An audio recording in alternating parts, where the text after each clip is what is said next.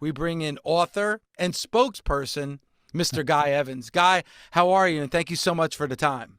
I'm doing very well. I really appreciate the invite, guys. It's great to speak with you.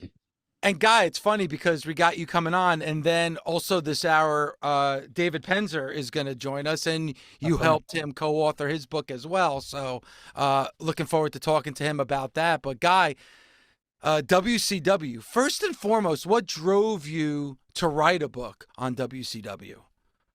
Well, as you can probably tell from my accent, I grew up on the other side of the pond. But even for us in the UK, the wrestling boom in the 90s was a major thing back then. And certainly so many of us followed both WCW and the WWF at the time. And like a lot of fans, when the Monday Night Wars era ended, I think my interest in wrestling kind of waned for a bit. But I was always just fascinated with this question of how did this company go from these incredible highs to just collapse in such a short period of time? Obviously, I'd seen the other documentaries and read some of the other books on the subject, but I really wanted someone to come along and speak to the people who are actually there, both on the WCW and the Turner side. To make a long story short, a number of years went by, nobody did. And so eventually I said, I'll have a go at this. And what ended up was a 600-page book. Wow. Amazing. Amazing. And then going back to what we saw with episode number one, Mhm. how did you feel like that was, I'm sure, you're a big part of it. You're going to be a big part of future episodes as Mhm. well. What did you think of that first episode? I think they did a fantastic job. I mean, luckily, I was involved a little bit on the production side as a consultant for them as well. So I have been seeing different cuts of the episodes as time has gone on. But I was just very impressed with how they edited everything together and told the entire story of WCW up until Nitro in those first initial years in a very compressed period of time, and really painted a picture maybe for people who weren't old enough to live through those times back then of how big the company was. And as you mentioned, it certainly raises a lot of questions leading into the other episodes. So I thought it was a really good episode one, and I can tell people because I have had the fortune of seeing obviously the rest of the series. I think it only gets more intriguing and more interesting as time goes on. For you, obviously, this was a passion project, Mhm. which is really, really cool that you did something like this.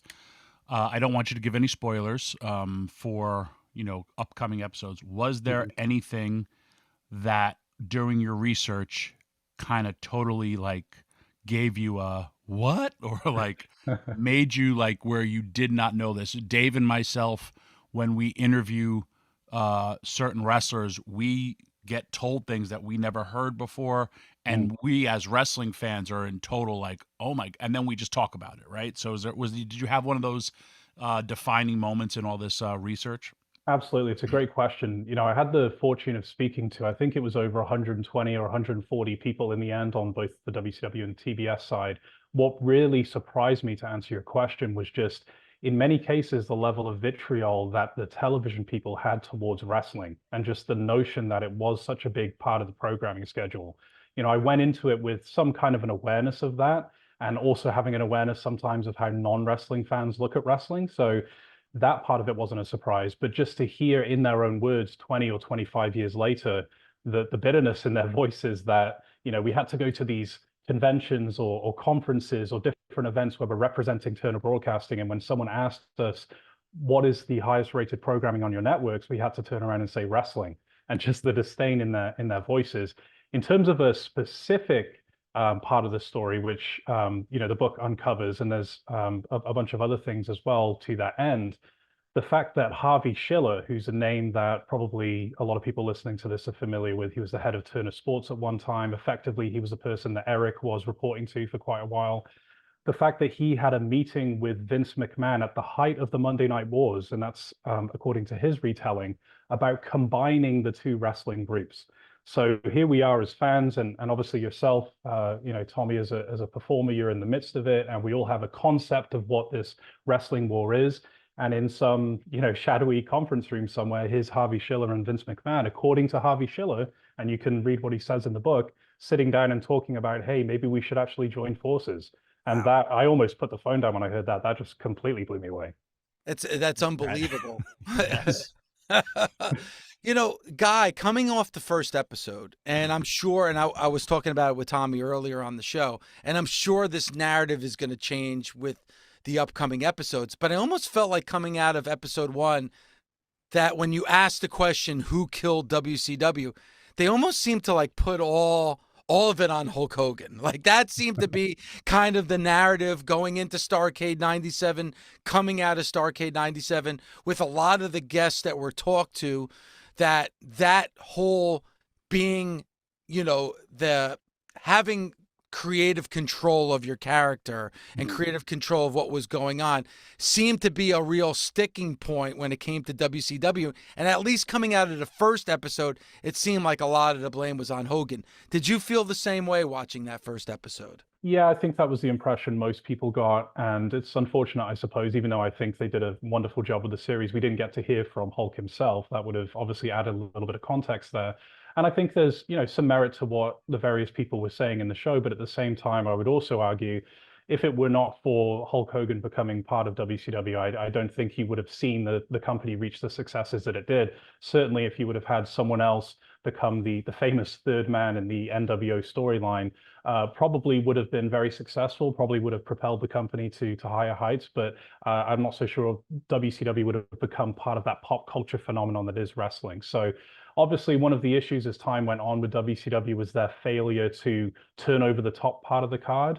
If I had to put my viewer hat on for a second, as time went on and we got into sort of 98, 99, 2000, you could see all of these talented younger wrestlers who felt like they weren't being given a shot. But you've also got to look at it from the other side as well, in terms of the value that he did bring for quite a period of time to WCW as a company. Again, timelining everything. So this is 97. Mhm.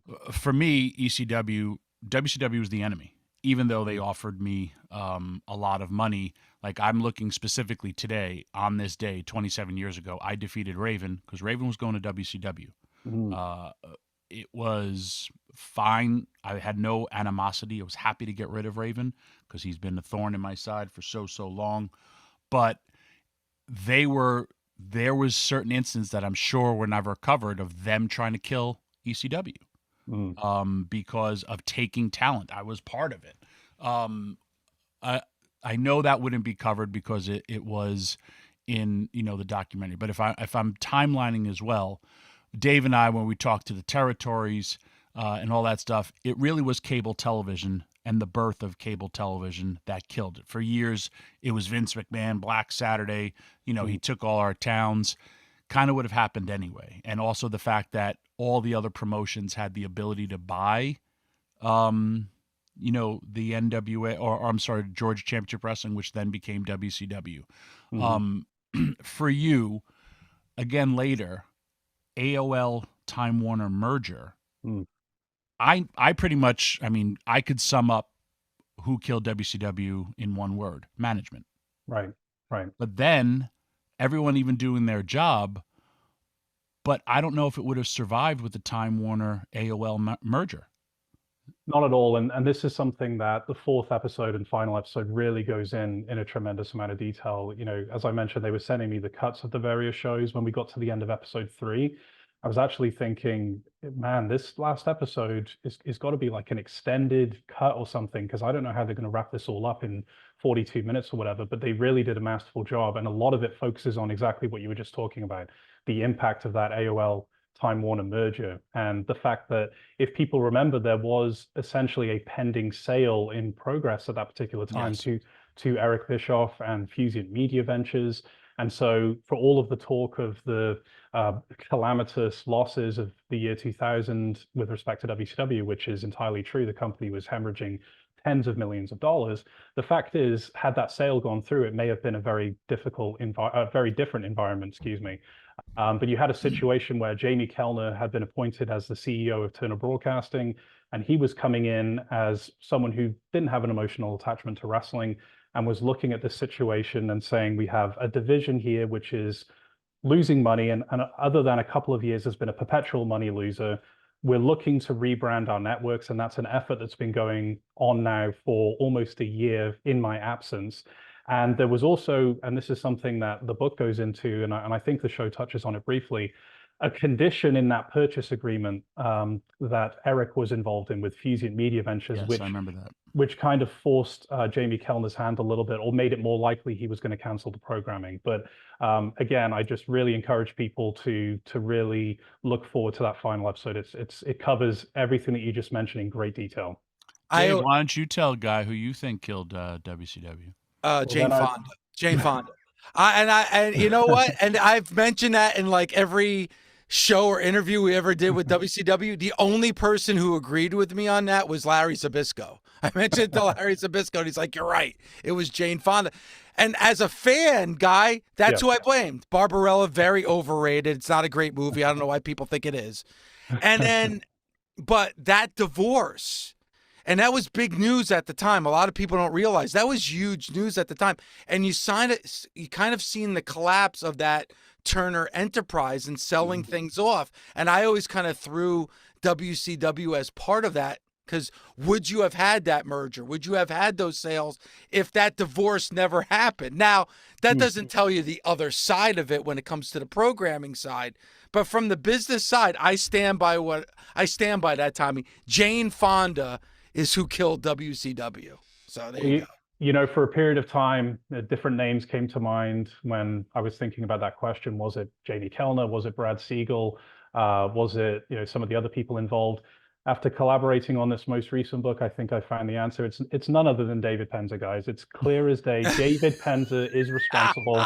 I want that to be known on the record. I agree. Let's just move forward with that. He clearly is a thief. He stole format sheets, which you're supposed to turn in at the end of the day. He's an untrusty individual. Right, we're going to face a lawsuit because of this guy with this new book. You know what? I think that's when we have David on. That's exactly how we're starting the interview, is that we just found out today that you're the one who killed WCW.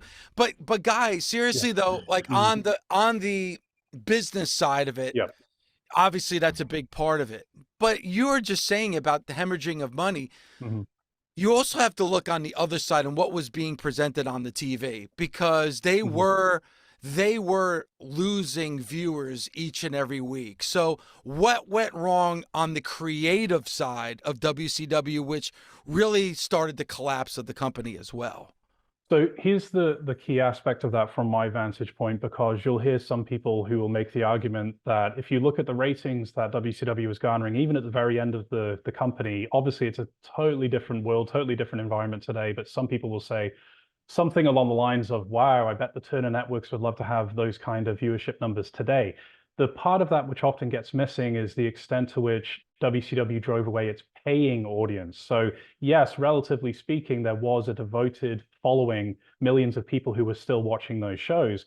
But an example that we give at some point in the show is, and this to me summarizes everything, is on the creative side, you look at the uncensored 99 pay-per-view. So you have Hulk Hogan and Ric Flair in the main event. And then the following year, uncensored 2000, we have Hulk Hogan and Ric Flair in the main event. The difference in buy rates between those two events, there's an 81% drop from one year to the next. So they're running back the same main event, which you could say even on the surface, right? And you guys would know this better than me, but you could say, that's probably not ideal, especially at that time where the WWF was bringing up some of these fresher stars. But if you just look at the sheer numbers, you can see that, we're not talking about a drop of 5% or 10%. We're talking about 81% of people who were purchasing that pay-per-view a year before didn't want to do that the next year. So when those pay-per-view numbers really started to collapse, and that very important line item in terms of revenue started to change for WCW, the fact that they had these guaranteed contracts, which were pretty difficult to get out of, promising these guys millions of dollars a year for years to come into the future, you can kind of see how things started to unravel very quickly. And some people have made the argument, when you consider all of that, WCW kind of found itself in a position where the company almost had to be, had to be hot forever to justify the amount of money that was going out in terms of talent costs and wrestling operations, because they didn't have the flexibility to say, okay, business has hit a downturn now, a down cycle, we need to kind of readjust our expenses. They just simply, from a corporate standpoint, weren't set up to do that.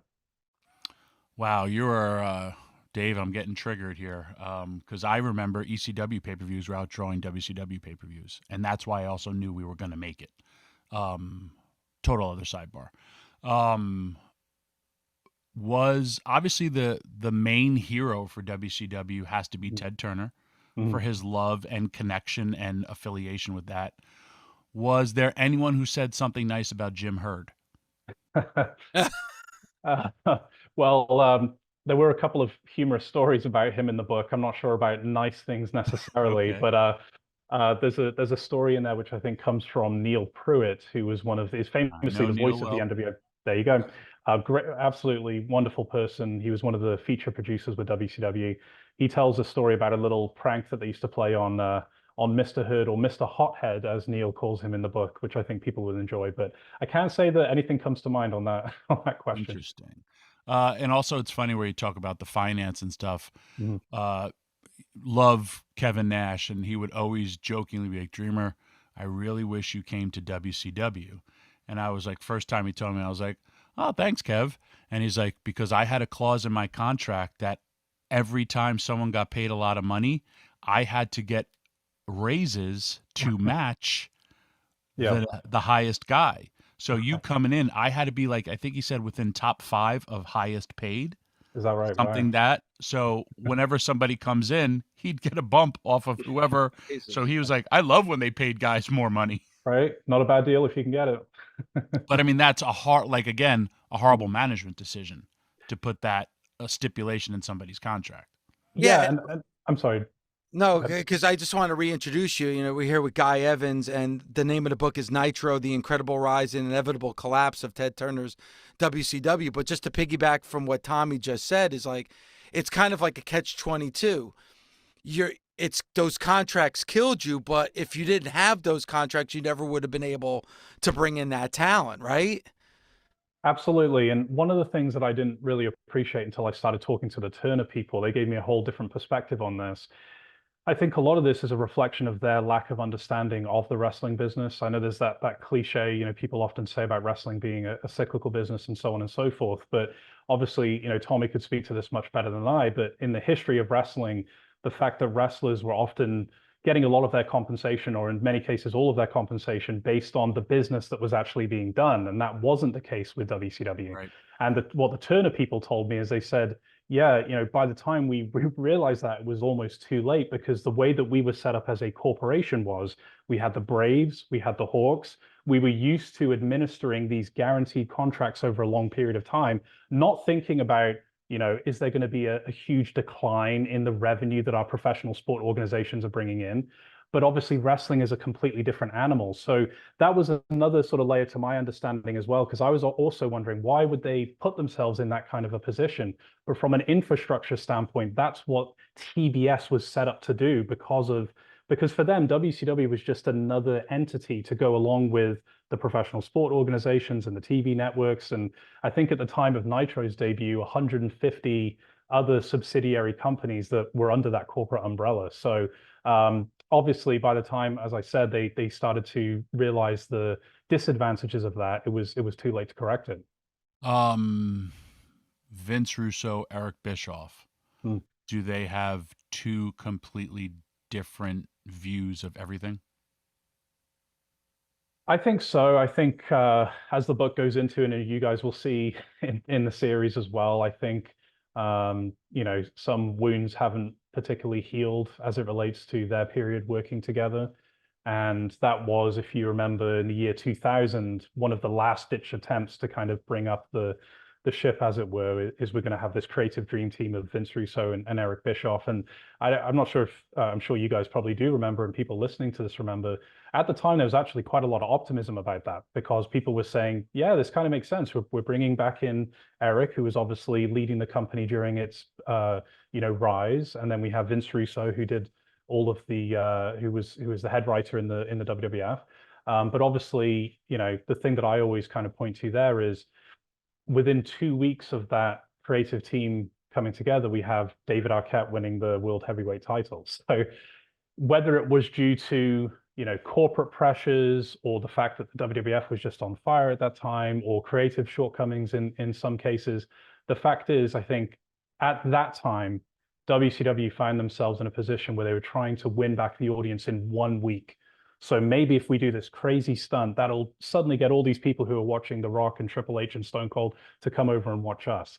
and they just weren't set up, and they weren't in the mentality of this rebuild is going to take a long period of time. So I think it's episode 3 where we get into the Vince Russo era, and then him working with Eric, and sparks definitely fly, I think, in that episode. You know, I lived it when I saw them all in TNA, and it sucks because they're both creative. They're also both individually very, very good guys. Mhm. But yes, there was I never experienced political BS. Even working in WWE, I mean, you got it, but I never experienced pure chaos until I went to TNA. And Right. I've like everything I had ever heard about WCW, I'm now envisioning because there was Hogan, Bischoff, Russo, Jeff Jarrett, Dixie Carter. Wow. And it was the most dysfunctional I've ever seen. Mm. And creative being changed, or like, and yet they all work so hard, but it was just any little, like, I don't want to say disagreement, or if there was something that it was like throwing a match on gasoline, and I could not, like, it was just bad. But then I couldn't, like, I was like, oh no, now I know why WCW had all these issues. Interesting. Because Tommy, that's like a sports team too. Like you have the most talented people on the Yes. team, but if they don't have any chemistry together and they don't get along, you know, there's not going to be success. So I'm But sure this it's the is, same hang way. on, the other part is management. Yeah. That's why I'm telling you, it's a management decision of, you know, hey, we have to give Hulk this, but we have to give creative control.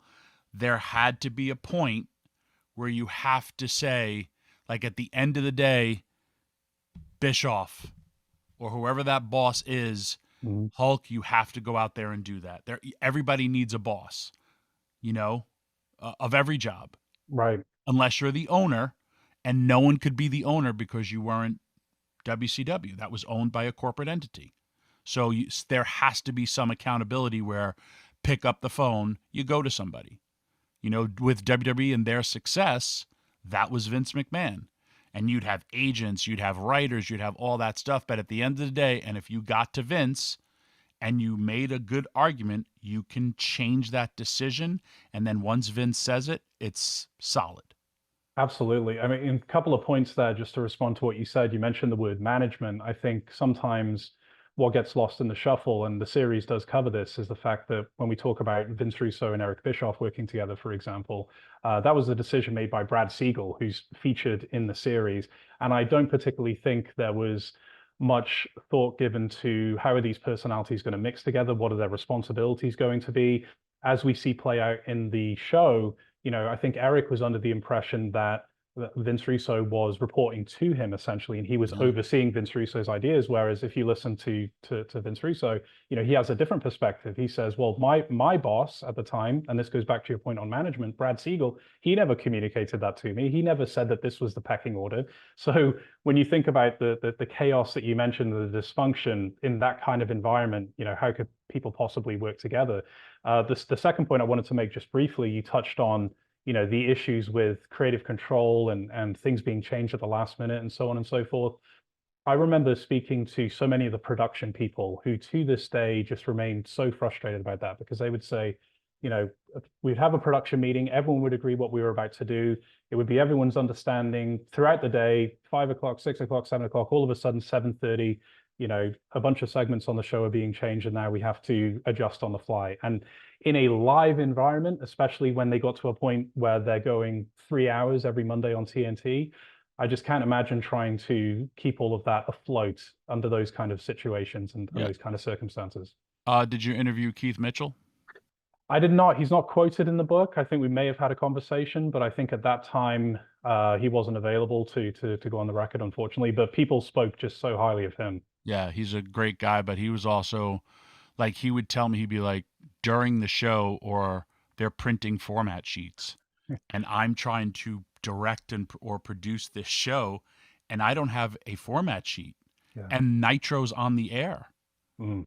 and like, Right. Never mind, like half an hour before the show, while it's on the air. Right. yes. Yeah. And he goes, or people are handing me and listen, live television, anything can happen where there's changes or stuff. But when you're going, you know, you get to a building at noon, you need some sort of like a format of how your show's going to go. Yeah. And yet here's the guy who's supposedly directing it where he has to know, well, this person's coming out now, and he don't know these things Yeah. because there's no sheet to follow.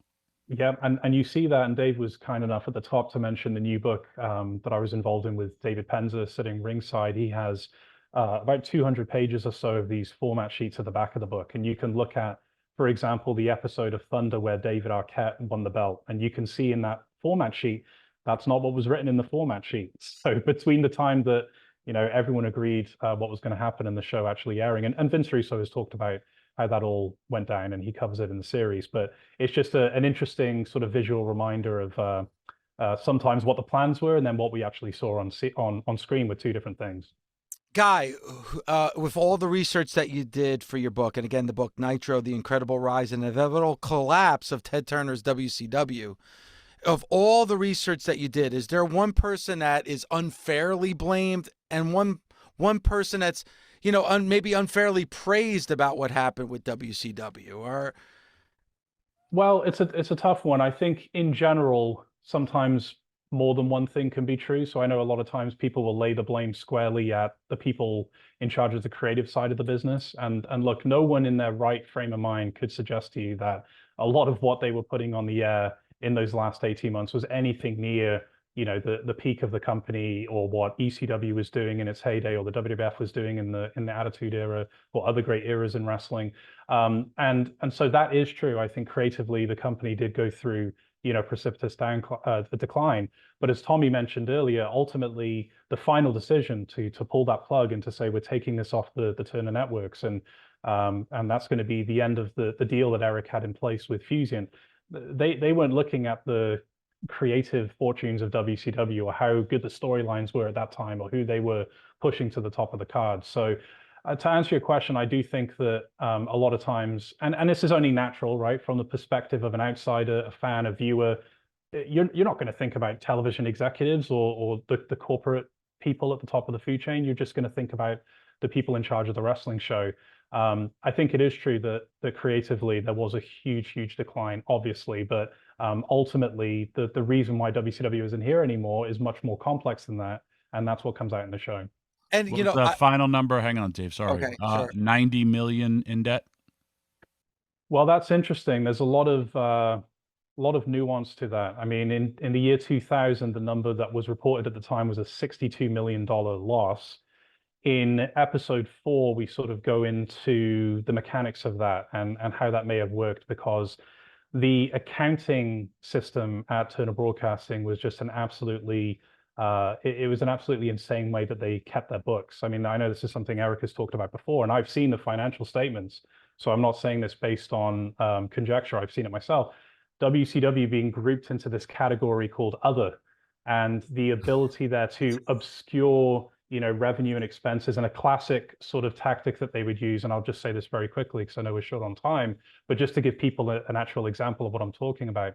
The classic example would be, they had a division called Turner Home Entertainment, who would produce the WCW, I guess at the time, VHS tapes, right? And this is just one example.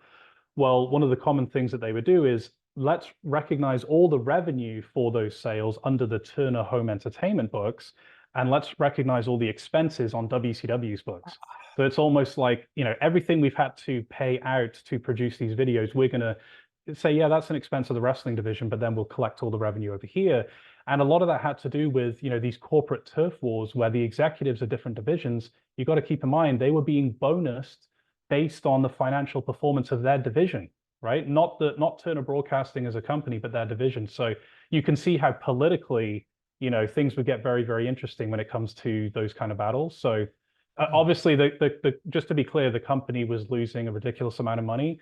But if you read the book and you watch the series, you'll kind of appreciate just the insane way that the Turner kept their books. Means you have to throw a little bit of a grain of salt with respect to anything that has to do to the money side of the business. Wow. Well, like you said, it was bound to collapse, and it definitely did. Oh, yeah. And again, Nitro, The Incredible Rise and Collapse of Ted Turner's WCW. We're going to talk to David Penza in a few minutes, and Guy, along with David Penza, the new book, Sitting Ringside, and of course the Nitro book. by Guy Evans that's available at Amazon.com. Guy, thank you so much for the time. We truly appreciate it. Oh, I appreciate you guys. Thank you.